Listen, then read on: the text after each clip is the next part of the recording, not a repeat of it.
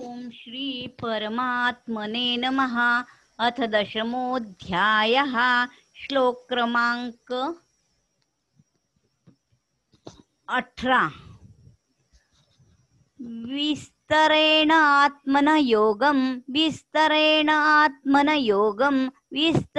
आत्मनयोगं विभूतिं च जनार्दन विभूतिं च जनार्दन विभूतिं च जनार्दनं विस्तरेण आत्मनयोगं विभूतिं च जनार्दन विस्तरेण आत्मनयोगं विभूतिं च जनार्दन विस्तरेण आत्मनयोगं विभूतिं च जनार्दनं भूय कथय तृप्तिर्हि भूय कथय तृप्तिर्हि भूय कथय तृप्तिर्हि शृण्वन्तं नास्ति कौमेमृतं शृण्वन्तं नास्ति कौमेमृतं शृण्वन्तं नास्ति कौमेमृतं भूय कथय तृप्तिर्हि शृण्वन्त नास्ति कौमेमृतं भूय कथय तृप्तिर्हि शृण्वन्तं नास्तिकमेमृतं भूय कथय तृप्तिर्हि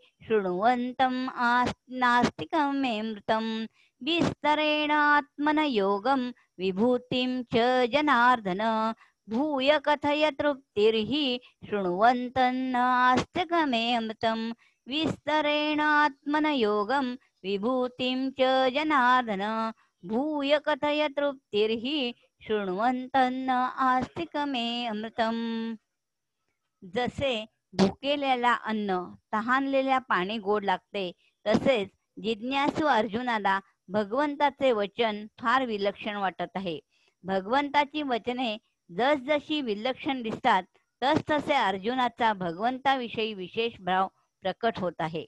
अर्जुनाची प्रार्थना स्वीकारून भगवंताचा पुढील श्लोकापासून आपल्या विभूती आणि योग सांगण्यास सुरुवात करत आहेत. हरये नमः हरये नमः हरये नमः.